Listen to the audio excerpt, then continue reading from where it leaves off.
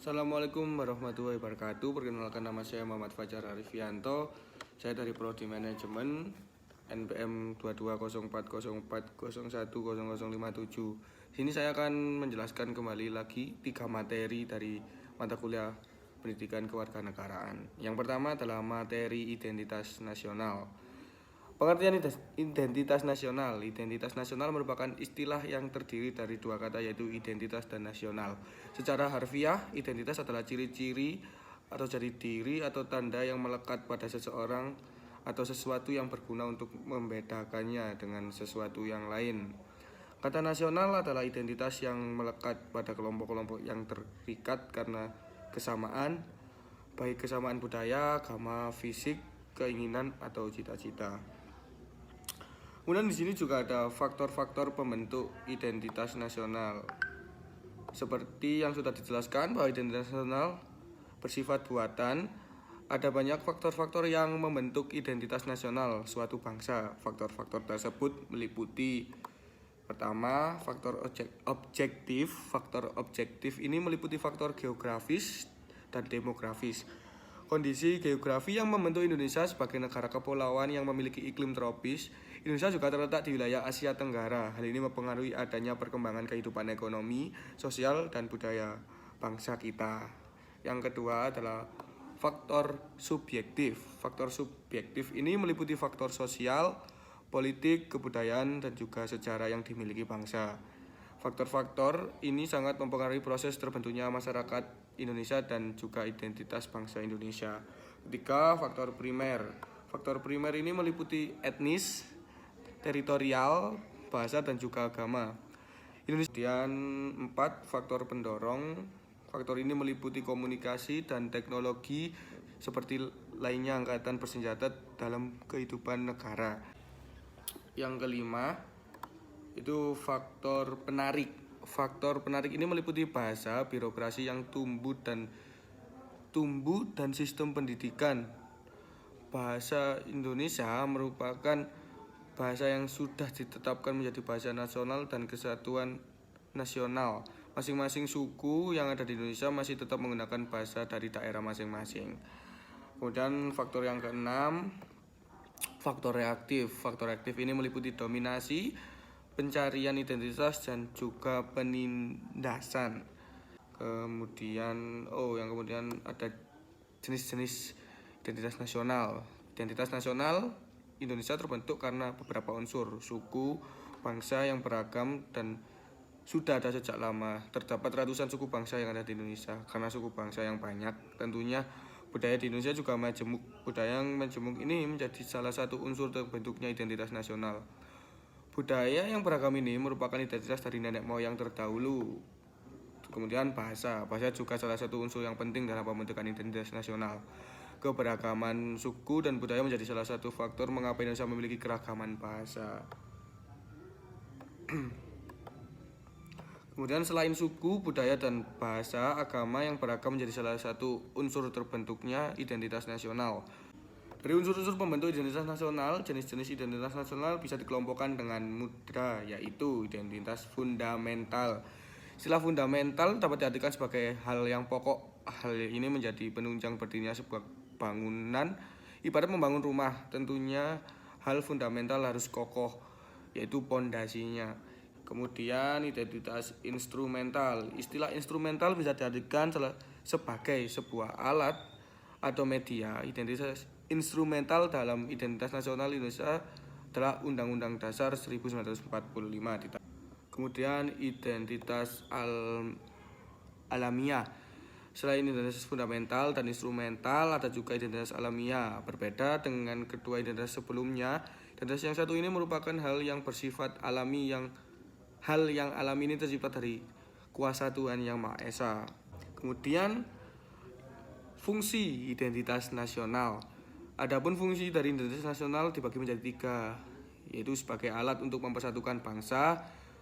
Fungsi pertama dari identitas nasional yang pertama adalah sebagai alat yang mempersatukan bangsa sehingga kehidupan sosial yang dijalani bisa berjalan dengan aman dan damai, dengan kata lain tanpa adanya. Yang kedua sebagai landasan negara.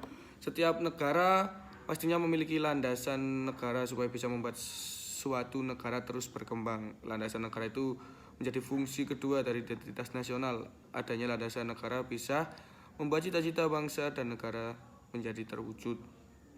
Yang ketiga, fungsi identitas negara sebagai karakteristik bangsa dan pembela dari bangsa lain.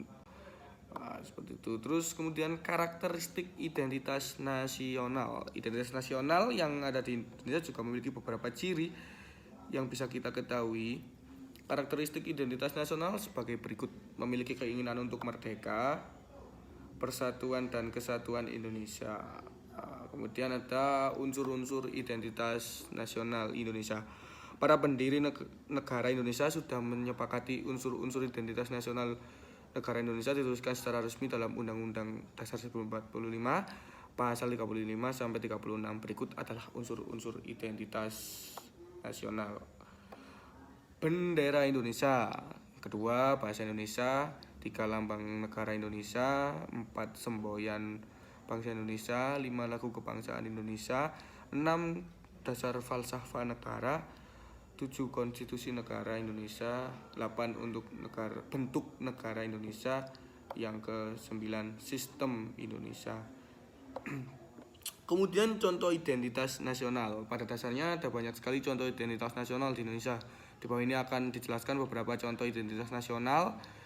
1, Pancasila adalah dasar negara Indonesia.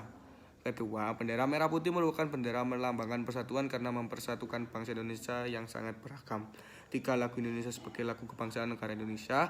4, Bhinneka Tunggal Ika merupakan semboyan dari bangsa Indonesia. 5, burung Garuda adalah lambang negara Indonesia. Oke, materi yang berikutnya adalah integrasi nasional. Yang pertama, pengertian integrasi nasional. Integrasi nasional adalah istilah yang berkaitan dengan kehidupan masyarakat berbangsa dan bernegara. Kemudian contoh integrasi nasional. Setelah mengetahui definisi dan arti dari integrasi nasional, maka dapat dibayangkan bagaimana sih proses integrasi nasional itu terjadi di sekitar kita. Misalnya saja integrasi sosial, di mana suku Dayak asli terlibat konflik dengan imigran Madura di Kalimantan, seperti itu. Lantas, apa contoh wujud integrasi nasional yang bisa dilakukan? 1, pembangunan Taman Mini Indonesia Indah atau TMII. Yang kedua, contohnya toleransi antar umat beragama di Indonesia. Yang ketiga, menghargai berbagai budaya bangsa. Konsep integrasi nasional selain pengertian dan contoh berikut adalah ulasan tentang konsep integrasi nasional. Terdapat 2 konsep yang meliputi integrasi nasional. 1, konsep integrasi nasional vertikal. Yang kedua, konsep integrasi nasional horizontal. Yang kemudian adalah syarat dan manfaat menerapkan integrasi nasional. Untuk mewujudkannya, berikut syarat yang sebaiknya dipenuhi. 1, kesadaran masyarakat untuk menciptakan integrasi nasional. Yang kedua, adanya kesepakatan bersama. 3, terbentuknya norma-norma dan nilai dalam masyarakat. Faktor pembentuk integrasi nasional. Setelah memahami apa syarat untuk menciptakan integrasi nasional, berikut adalah faktor pembentuknya. Faktor pertama, ada faktor adanya rasa seperjuangan atau senasib. Kedua, keinginan untuk bersatu. 3, rasa nasionalisme yang kuat. Cinta tanah air dan rela berkorban demi kepentingan negara dan bangsa. Adanya rasa saling memiliki yang kuat.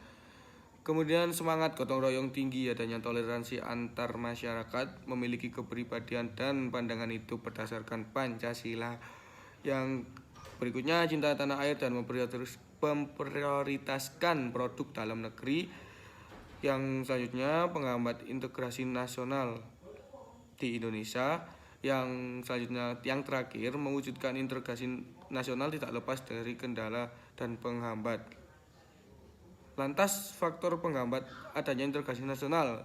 Berikut beberapa di antaranya. Keberagaman masyarakat di Indonesia yang terlalu banyak, pembangunan yang kurang merata, budaya asli daerah setempat yang tergerus. Oke, yang selanjutnya materi terakhir yaitu nilai dan norma konstitusional. Indonesia merupakan negara hukum. Hal itu menurut Undang-Undang Dasar 1945. Hal itu ditandai dengan adanya konstitusi yang ada di negara Indonesia. Konstitusi adalah semua ketentuan dan aturan dasar tentang ketatanegaraan. Di dalamnya terdapat perlindungan hak asasi manusia atau HAM dan mengatur mengenai distribusi kekuasaan dalam penyelenggaraan suatu negara. Konstitualisme mengatur pelaksanaan rule of law atau supremasi hukum antara hubungan pemerintah dengan individu. Konstitusi menghadirkan keadaan yang dapat membentuk rasa akan keamanan dan kenyamanan karena adanya peraturan batasan terhadap wewenang pemerintah yang telah ditentukan terlebih dahulu agar penyelenggaraan negara dan pemerintah tidak sewenang-wenang dan tidak menyeleweng dari aturan-aturan yang sudah disepakati sebelumnya. Berdasarkan uraian yang sudah saya jelaskan tadi, menarik untuk dilakukan pembahasan dalam kelas diskusi dengan tema nilai dan norma konstitusional Undang-Undang 1945. Tujuan konstitusi yaitu membatasi tindakan yang sewenang-wenang, menjamin hak-hak rakyat, dan menetapkan pelaksanaan kekuasaan yang berdaulat. Kedua, perkembangan konstitusi di Indonesia.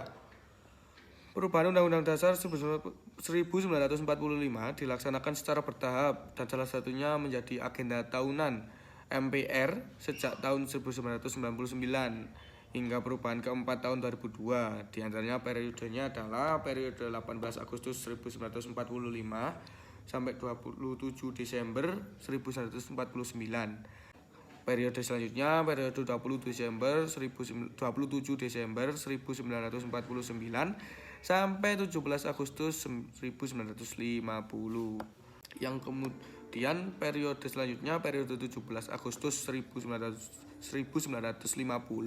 hingga 5 Juli 1959. Periode selanjutnya adalah periode 5 Juli 1959 sampai sekarang. Itu saja yang bisa saya sampaikan untuk materi-materi dari mata kuliah pendidikan kewarganegaraan. Sekian dari saya, ada kurang lebihnya saya mohon maaf yang sebesar-besarnya. Wassalamualaikum warahmatullahi wabarakatuh.